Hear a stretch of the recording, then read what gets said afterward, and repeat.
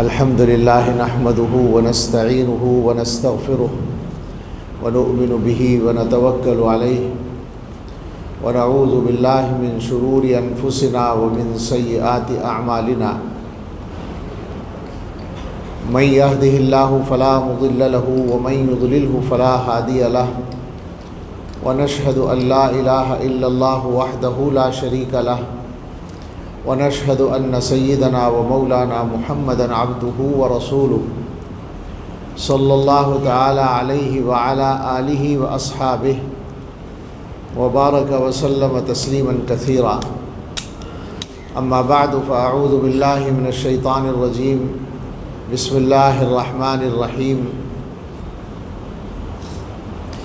كما أرسلنا فيكم رسولا منكم يتلو عليكم آياتنا ويزكيكم ويعلمكم الكتاب والحكمة ويعلمكم ما لم تكونوا تعلمون.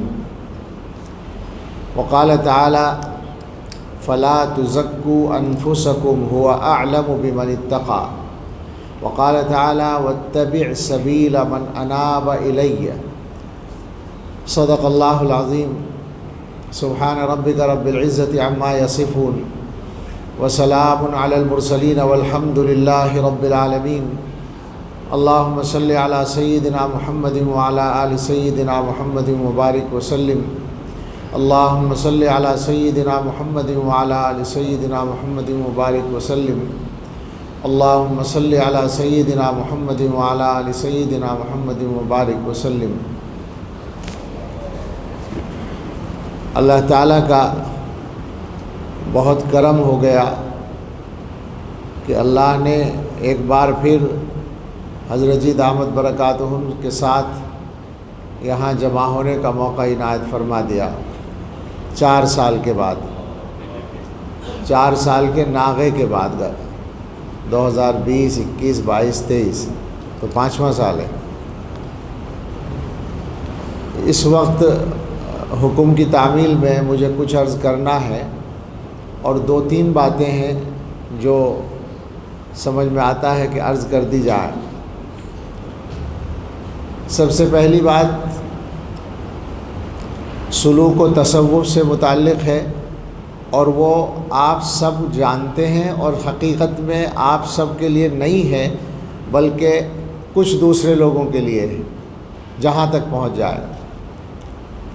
اور وہ یہ ہے کہ تصوف جس کو کہتے ہیں اگر اس کے لفظ کو استعمال کرنے والی تاریخ کی طرف جائیں، لوگوں کی تاریخ کی طرف، تو یقیناً بہت سے اعتراضات بالکل صحیح ہوں گے.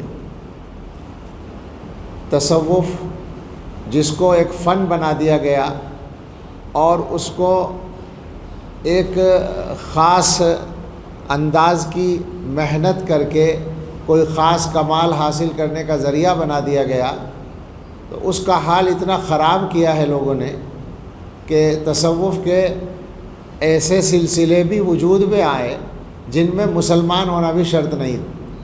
جی موجود ہیں. تو اگر کوئی آدمی صحیح صورتحال کا جائزہ نہ لے اور تصوف کی وہ تاریخ اس کے سامنے ہو تو اس کا اعتراض تو بالکل ٹھیک ہے. ایسے تصوف پر تو اگر کسی کو اعتراض نہ ہو تو تعجب ہوگا. ہم سب کو ہے، ہمارا اس سے کوئی تعلق نہیں ہے. لیکن بات کرنی ہے ہمیں اس تصوف اور سلوک کی جو اللہ تعالیٰ کی توفیق سے ہمارے اکابر کی برکت سے ہمارے حصے میں آ رہا ہے. اس کے بارے میں اگر کوئی آدمی بات کرتا ہے تو ہم یہ سمجھیں گے کہ یا تو وہ نادان ہے، اسے پتہ نہیں ہے، اور یا وہ دھوکہ دے رہا ہے.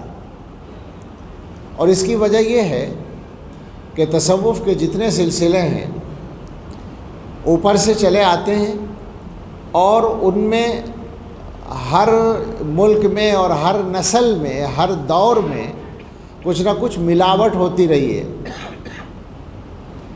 اور پھر ہر دور میں ایسے اکابر وجود میں آتے رہے ہیں جنہوں نے اس ملاوٹ کو صاف کرنے کا کام کیا ہے. ہمارے حصے میں جو سلوک و تصوف آیا ہے وہ حقیقت میں حضرات اکابر دیوبند رحمہم اللہ کی چھلنی میں چھن کر آیا ہے، لہٰذا وہ بالکل صاف ستھرا کھرا سکہ ہے، اس میں کھوٹ نہیں ہے، الحمدللہ ملاوٹ نہیں ہے، اس میں بدعات کی ملاوٹ نہیں ہے، اس میں شریعت کے خلاف کسی چیز کی ملاوٹ نہیں ہے۔ اس پر بہت دیر بات ہو سکتی ہے، لیکن اس بات کو میں سمیٹنا چاہتا ہوں چونکہ 2-3 باتیں عرض کرنا ضروری لگتا ہے۔ تو یہ پیغام تو ان لوگوں کے لیے ہے جو تصوف کے نام پر ہماری مخالفت کریں، ان سے بس اتنا ہی کہنا ہے کہ ہمارا تصوف فلاں اور فلاں چیزوں کا مجموعہ نہیں ہے، بلکہ اللہ کے پیغمبر صلی اللہ علیہ وسلم کے فرائض منصبی میں جو یزکیکم آیا ہے تزکیہ، اسی ذمہ داری کو ادا کرنے اور اسی ذمہ داری کے تحت اپنے آپ کو صحیح کرنے کا نام ہمارا تصوف ہے۔ آپ حضرات نے حضرت جی دامت برکاتہم کی زبانی مختلف بزرگوں کے اقوال سنے ہوں گے اس سلسلے میں۔ حضرت حکیم الامت حضرت تھانوی نور اللہ مرقدہ کا ایک قول حضرت نقل کیا کرتے ہیں کہ ان سے پوچھا تھا تصوف کا مقصد کیا ہے، تو حضرت نے فرمایا تھا کہ مقصد یہ ہے کہ انگ انگ سے گناہ کا کھوٹ نکل جائے، یہ مقصد ہے تصوف کا۔ حضرت جی دامت برکاتہم جو فرماتے ہیں وہ یہ کہ اتباع سنت کا نام تصوف ہے۔ تو ہمارے اکابر کا یہ تصوف ہے، اور الحمدللہ ہمارے شیخ دامت برکاتہم اسی تصوف کے وارث ہیں۔ جو حضرات زامبیا میں جاتے رہے ان کو یاد ہوگا، حضرت نے اسباق کی تشریح کی تھی۔ ایک تشریح تو مکمل اسباق کی رات کی مجلس میں ہوئی تھی، مدارج السلوک جو چھپی ہے، یہ 10 دن کے بیانات تھے۔ ایک تشریح اس سے پہلے چند اسباق کی فرمائی تھی، اور وہ بھی چھپی ہوئی ہے معارف السلوک۔ اس میں شروع میں یہ بات آپ نے فرمائی تھی، بات ہی یہاں سے شروع کی تھی کہ مسلمان ہونے کے بعد انسان کے لیے پہلی بات تو یہ ضروری ہے کہ وہ ائمہ میں سے کسی کی تقلید کرتا ہو، یہ حضرت فرماتے ہیں، اور اس کے بعد نیچے آ کر بھی کچھ خرابیاں ہو گئی ہیں تو ضروری ہے کہ آدمی حضرات اکابر دیوبند رحمہم اللہ کے طریق پر ہو۔ تو حضرت تو بات ہی یہاں سے شروع کر رہے ہیں، اس کا مطلب یہی ہے کہ وہ اسی تصوف کے امین ہیں جو ہمارے اکابر سے چھن کر پھٹک کر آیا ہے۔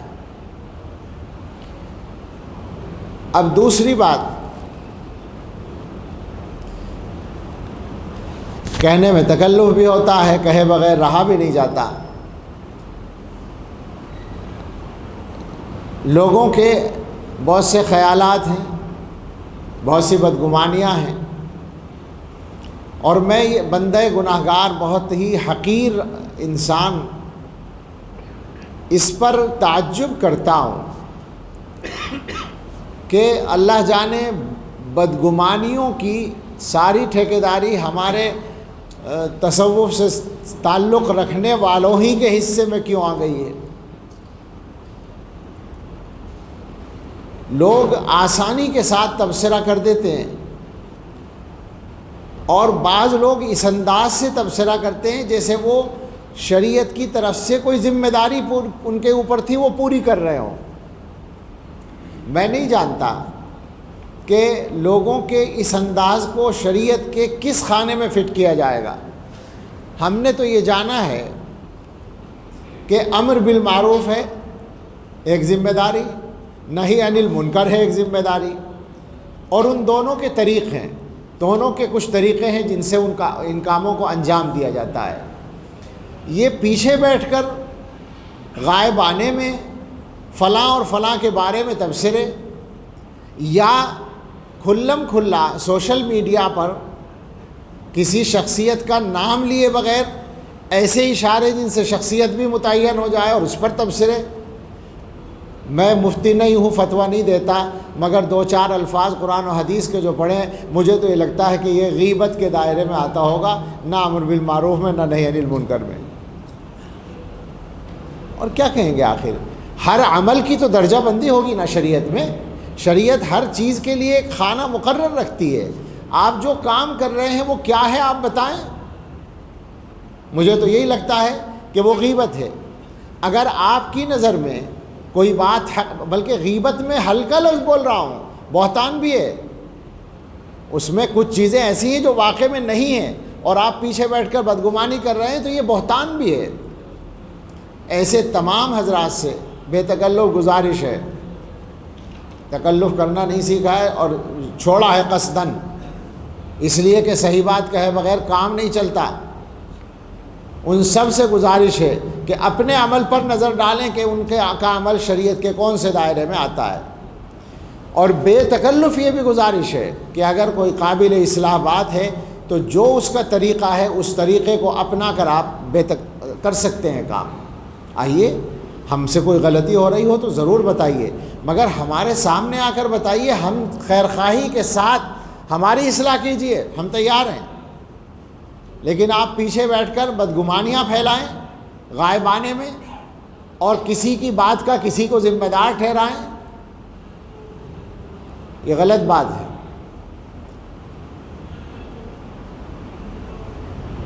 ذہن میں باتیں آتی ہیں اور میں بولتے ہوئے ڈرتا بھی ہوں، مگر پھر ڈرتے ڈرتے بول دیتا ہوں. تصوف کے مختلف سلسلوں کی صورتحال نظر میں ہے الحمدللہ، اور ہمیں معلوم ہے کہاں کیا احتیاط ہوتی ہے اور کہاں بے احتیاطی ہوتی ہے. ہم وہ کام نہیں کرنا چاہتے جس سے دوسروں کو روک رہے ہیں. وہ غیبت کا راستہ، وہ بہتان کا راستہ ہم اختیار نہیں کرنا چاہتے، اس لیے بغیر نام لیے بھی کوئی تبصرہ نہیں کریں گے. کبھی موقع ہوگا جس سے کہنے کی ضرورت ہوگی اسی سے جا کر کہیں گے انشاءاللہ. لیکن دوسرے حضرات سے بھی گزارش ہے کہ تھوڑا سا رحم کریں، اللہ کے بندوں کو کسی خیر سے نہ روکیں. اگر خدا نہ خواستہ کوئی آدمی برا ہے اور آپ اس کی برائی کو نہ کھول سکے، نہ واضح کر سکے، تو یہ اتنا بڑا مسئلہ نہیں ہے. اگر کوئی آدمی اچھا ہے اور اس کو آپ نے برا بنا کر پیش کیا، یہ زیادہ بڑا گناہ ہے. یہ الٹی بات ہو رہی ہے، غیر ضروری طور پر باتیں کی جا رہی ہیں. مجھے یقین ہے کہ میری بات جہاں پہنچنی چاہیے پہنچے گی انشاءاللہ. اسی لیے میں بے تکلف اس کو بار بار عرض کر رہا ہوں. حالات اچھے نہیں ہیں، مسلمانوں کے حالات بہت خراب ہیں، اور ان کو ٹھیک کرنے کی ذمہ داری، ان کی اصلاح کی ذمہ داری علماء پر آتی ہے یا تصوف سے تعلق رکھنے والے لوگوں پر آتی ہے. لیکن جب اہل تصوف خود ہی اصول کو پامال کریں گے تو پھر کیسے اصلاح ہوگی. ہم ایک بات پورے اعتماد کے ساتھ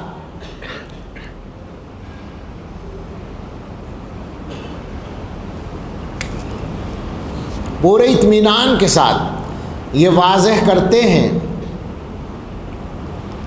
کہ ہم سے شیخ کے انتخاب میں کوئی غلطی نہیں ہوئی ہے الحمدللہ، بلکہ اس کو بدل کر کہیں کہ اللہ تعالیٰ نے ہمارے اوپر کرم فرمایا ہے، ہمارے اوپر اللہ تعالیٰ کا یہ رحم ہوا، احسان ہوا کہ ہمیں اللہ تعالیٰ نے وہ شیخ عطا فرمایا جس کو دنیا جان رہی ہے.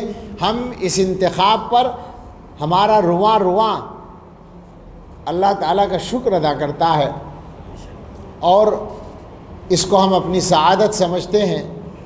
اور پھر واپس اسی بات کی طرف جائیں گے، کام کرنے والے کام کرتے ہیں اور دوسرے لوگ اپنا کام کرتے ہیں، اور وقت گزرنے کے بعد اللہ تعالیٰ کی طرف سے فَأَمَّا الزَّبَدُ فَيَذْهَبُ جُفَاءً وَأَمَّا مَا يَنْفَعُ النَّاسَ فَيَمْكُثُ فِي الْأَرْضِ.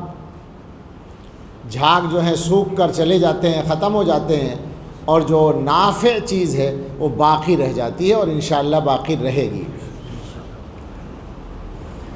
اب دوسری ایک دو باتیں آپ حضرات سے گستاخی کی معذرت کے ساتھ اور اس یقین اور احساس کے ساتھ کہ اس پورے مجمع کا سب سے خراب، سب سے گناہگار بندہ آپ کے سامنے بیٹھا بول رہا ہے، لیکن کبھی کبھی ایسے ہی نالائقوں کی ڈیوٹی لگائی جاتی ہے تاکہ وہ کچھ غلط باتیں جو اپنے اوپر گزری ہوں انہی کے بارے میں کچھ صحیح بات کر سکیں. نیک لوگ اتنی اچھی بات نہ کر پائیں شاید.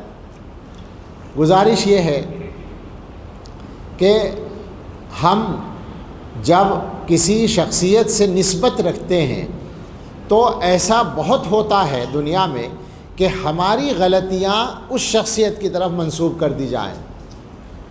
یہ بہت ہوتا ہے. دلچسپ مثال بنے گی حکیم الامت حضرت اقدس تھانوی رحمۃ اللہ علیہ. آج تک ساری دنیا میں مشہور ہے کہ بڑے سخت مزاج تھے. یہ ابھی تک چل رہا ہے یہ تاثر. اور حضرت جو فرماتے ہیں وہ یہ ہے کہ بھائی میں صرف اتنا چاہتا ہوں کہ میں بھی راحت سے رہوں اور تم لوگ بھی راحت سے رہو. اس کے لیے کچھ اصول جو اب حضرت کے گھڑے ہوئے نہیں ہیں، شریعت کے اصول ہیں، ان کو منطبق کر کے حضرت نے وہاں عملی طور پر برتوایا. بس اتنا کیا آپ نے تو وہ ساری عمر کے لیے سخت مشہور ہے. ہوا کیا ہے؟ ہوتا یہ ہے کہ حضرت کی طرف سے ایک اصول تھا، خدام نے اس کو نافذ کرنے میں سختی سے کام لیا، تو نسبت کس کی طرف ہوگی؟ حضرت کی طرف ہوگی. میرے علم میں بہت سارے واقعات ہیں حضرت تھانوی رحمۃ اللہ علیہ کے یہاں کے، جن سے معلوم ہوتا ہے کہ حضرت سخت نہیں تھے بلکہ برداشت کرتے تھے اور بہت کچھ برداشت کرتے تھے. میں نے شاید پہلے کبھی سنایا کہ نہیں، میری اہلیہ کے دادا حضرت مولانا سلطان الحق صاحب رحمۃ اللہ علیہ، جو حضرت مولانا ریاست علی صاحب رحمۃ اللہ علیہ کے خسر تھے اور میرے دادا خسر تھے، وہ پڑھنے کے زمانے ہی سے وہ اور ان کے چند دوست حضرت مدنی شیخ الاسلام حضرت مدنی رحمۃ اللہ علیہ کے قریب تھے. اور وہ زمانہ تھا، آزادی نہیں ہوئی تھی ہندوستان کی، انگریزوں کا دور تھا. تو وہ 2-3 ساتھی تھانہ بھون پہنچ گئے حضرت سے ملنے کے لیے، اور حضرت تھانوی رحمۃ اللہ علیہ ان سب کو پہچانتے بھی تھے. ان میں ایک حضرت گنگوہی رحمۃ اللہ علیہ کی صاحبزادی کے پوتے تھے مولانا ایوب صاحب، وہ بھی ان کے ساتھی تھے. حضرت تھانوی رحمۃ اللہ علیہ کے یہاں پہنچے، انہوں نے جا کر سلام کیا تو حضرت نے فرمایا آؤ بھائی کانگریسی بھائی ہو. وہ جانتے تھے کہ یہ حضرت مدنی کے لوگ ہیں، اور پھر اسی طرح جیسے ملنا چاہیے تھا ملے. اس میں ایک واقعہ پیش آیا کہ ان کے بھتیجے تھے، مولانا سلطان الحق صاحب کے بھتیجے تھے مولانا افتخار صاحب. وہ اس وقت حفظ کرتے تھے، 10 سال کی عمر تھی، اور مولانا سلطان صاحب دورہ پڑھتے تھے. یہ 1931-32 کی بات ہے. تو وہ جو افتخار صاحب تھے وہ 10 سال کے چھوٹے سے بچے تھے. جب خانقاہ میں پہنچے، گرمی کا وقت تھا، پیاس لگ رہی تھی، دوپہر کا وقت تھا، ایک لوٹے میں پانی بھرا ہوا رکھا تھا. تو وہ افتخار میاں نے، وہ بھی بیچارے 90 سال کی عمر میں انتقال کر چکے ہیں، وہ افتخار صاحب، وہ میری اہلیہ کے تائے لگتے تھے. انہوں نے اس لوٹے میں سے اٹھا کر پانی پی لیا. تو خدام میں سے کسی نے دیکھ لیا اور وہ جلدی سے آئے اور کہنے لگے تم نے یہ کیا کیا؟ لوٹے میں بھرا ہوا پانی تو آدمی کی ملکیت بن جاتا ہے. پانی جو ہے اگر کسی نے اپنے لوٹے میں بھر لیا تو وہ اس کا ہو گیا. عام پانی تو آپ لے سکتے ہیں، لیکن جو لوٹے میں بھر لیا گیا، محفوظ و محرز ہو گیا، وہ تو ملکیت بن گیا، تم نے بغیر اجازت کے پی لیا. تو اب یہ بات آپ غور کریں کہ ایک بچے نے پانی پی لیا، کوئی ایسی بات نہیں، مگر اس نے آگے ڈانٹ دیا. بعد میں ہوا کیا، ظہر بعد حضرت کی مجلس ہوتی تھی، وہاں یہ لوگ پہنچے. تو یہ جو مولانا ایوب صاحب تھے، حضرت گنگوہی رحمۃ اللہ علیہ سے چونکہ نسبت رکھتے تھے تو اکابر کے ہاں ان کی اور وہ تھی اہمیت، اور منہ چڑھے تھے ایک طرح سے. تو زور سے کہا انہوں نے سلام کر کے کہ حضرت یہ کیا سکھا رکھا آپ نے خادموں کو؟ آپ نے کہنے لگے کیا ہوا بھائی؟ حضرت نے بہت نرمی سے مسکرا کے فرمایا بھائی کیا ہوا بتاؤ تو. کہنے لگے اس نے بچے نے پانی پی لیا اور وہ پیچھے پڑ گیا آپ کا خادم کہ وہ پانی محفوظ ہو گیا اور ملکیت بن گیا. تو حضرت نے خادم کو بلا کر ڈانٹا، بلکہ یہ فرمایا، حضرت تھانوی رحمۃ اللہ علیہ عجیب انسان ہے، اس میں بھی اصول کی بات فرمایا کہ یہ تو بچہ ہے، نابالغ ہے، یہ مکلف کہاں ہے؟ یعنی اس کا مطلب یہ کہ بڑا آدمی اگر پیتا تو اعتراض صحیح تھا، لیکن بچے نے پیا تو اعتراض کی کوئی بات نہیں. یہ ایک مثال میں نے اس لیے عرض کی، اس سے سمجھ میں آتا ہے کہ اب کوئی آدمی اگر حضرت کا وہ عمل نہ دیکھے، صرف خادم کا عمل دیکھے تو کیا سمجھیں گے؟ بڑی سختی ہے، بچے نے پانی پی لیا اسی پہ ڈانٹا جا رہا ہے. خیر، عرض یہ کرنا ہے کہ ہم لوگوں کو بہت احتیاط سے چلنے کی ضرورت ہے. ایسا نہ ہو کہ ہماری وجہ سے حضرت کی بے داغ شخصیت پر کوئی انگلی اٹھانے کا کسی کو موقع ملے. بالکل بے تکلف میں بات کر رہا ہوں اپنے احباب سے. بہت زیادہ احتیاط کے ساتھ چلنے کی ضرورت ہے. اسی کے ساتھ ساتھ ایک چیز اور ہے، اور وہ یہ کہ جب معمولات بتائے جاتے ہیں ہمارے سلسلے میں تو 5 معمولات تو ہم سب کو یاد ہیں، اگرچہ ان میں بھی ہم کوتاہی کرتے ہیں، مگر چھٹا نمبر جو ہے تبلیغ جماعت کے 6 نمبروں کی طرح ہمارے بھی 6 نمبر ہیں، ہاں، اور وہ چھٹا نمبر اکثر لوگوں کو یاد نہیں رہتا، وہ ہے رابطہ شیخ۔ اور یہ ٹھیک ہے کہ حضرت سے رابطہ ہر آدمی کے لیے اور ہر وقت آسان نہیں ہے، لیکن محنت کرنے والے سب کچھ پا لیتے ہیں۔ اب بہت سے حضرات ہیں جن کی 4 سال کے بعد یا 5 سال کے بعد آج ملاقات ہوگی۔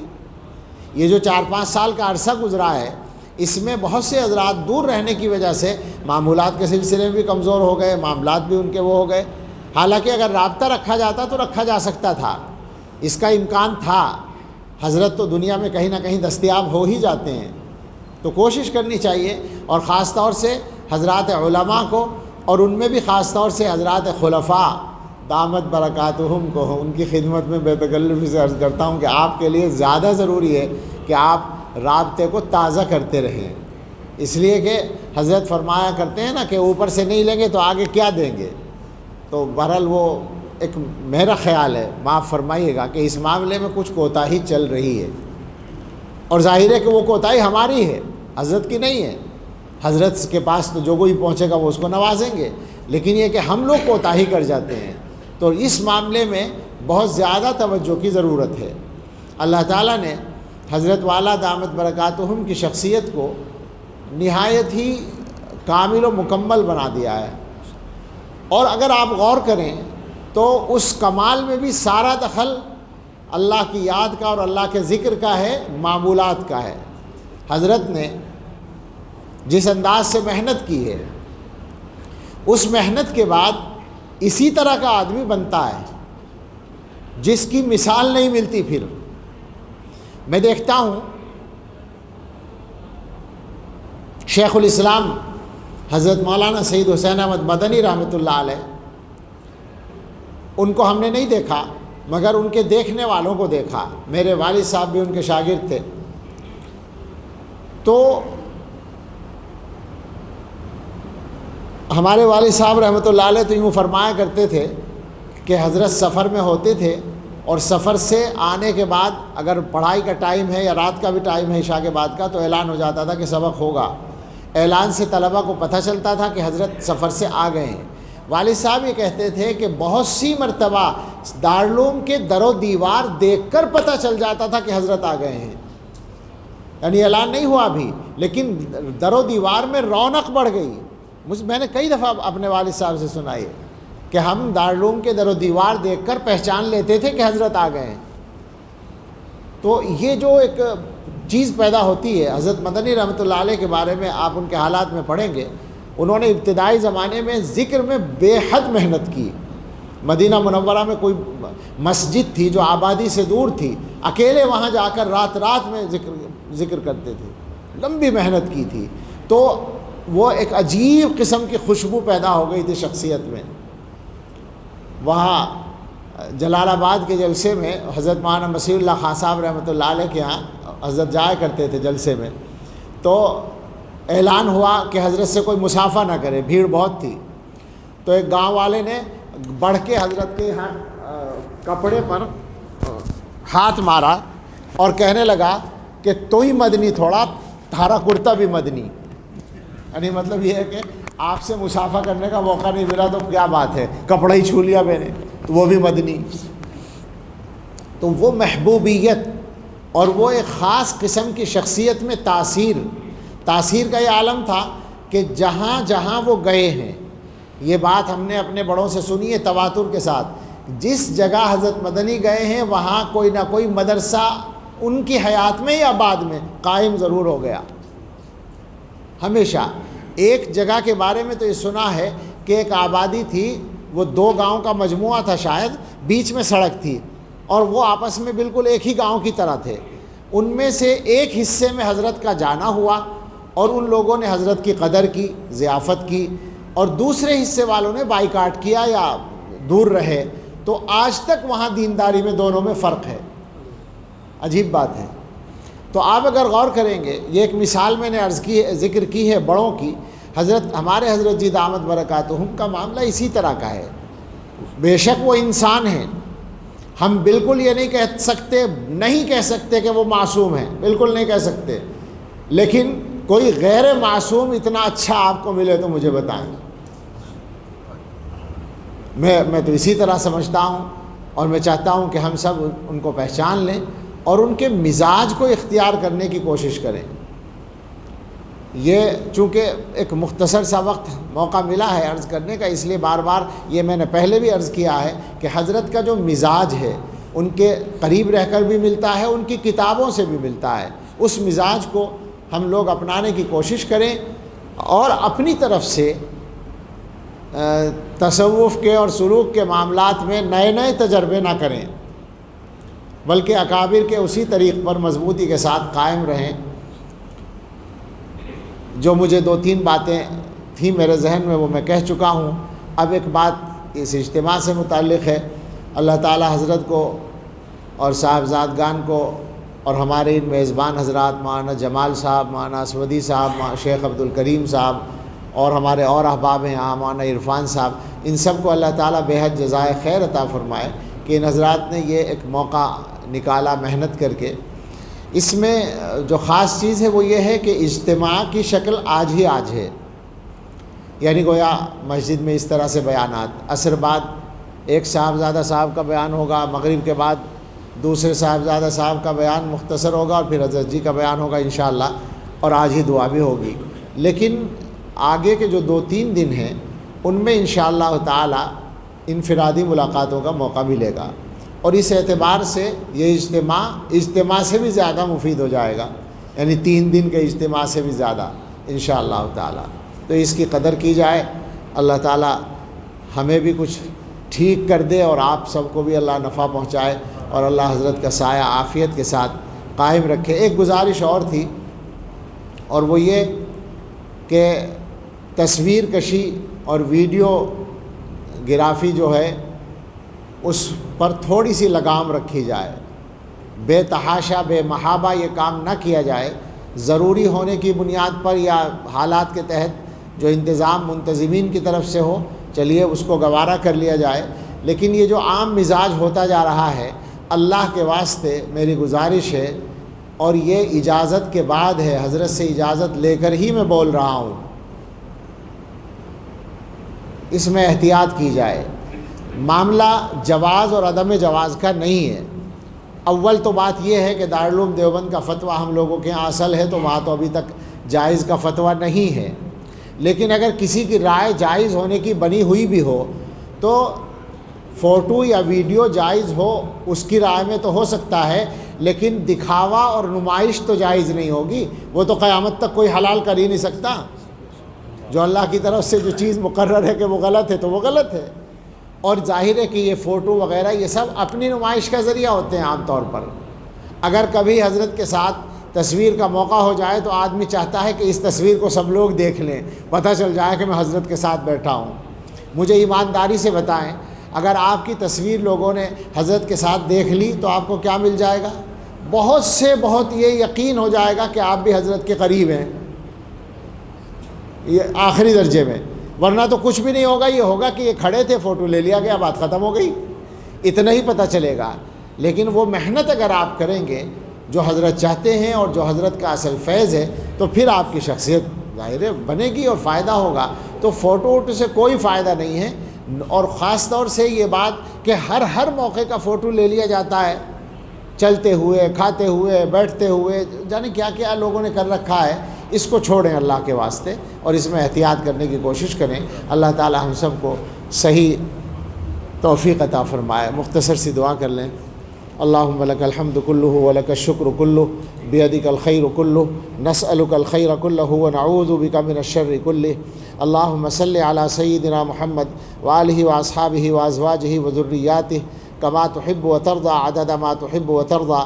ربنا آتنا فی الدنیا حسنۃ وفی الآخرۃ حسنۃ وقنا عذاب النار۔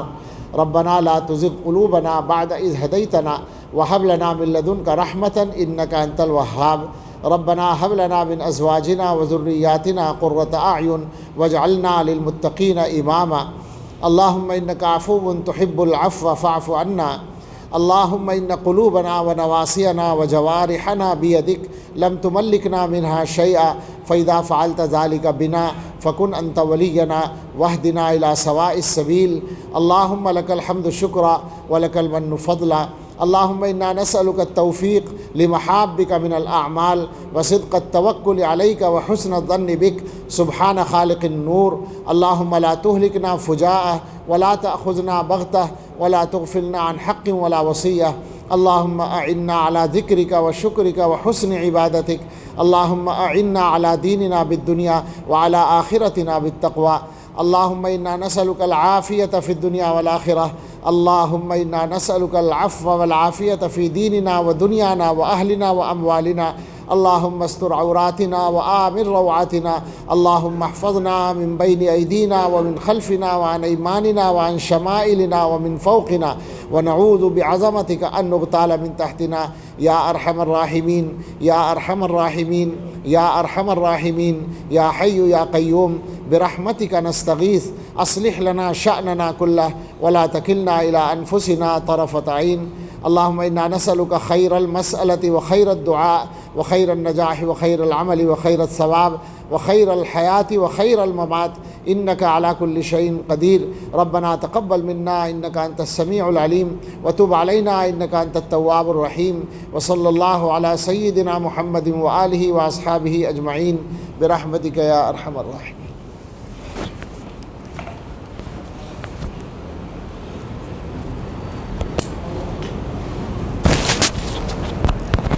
جزاک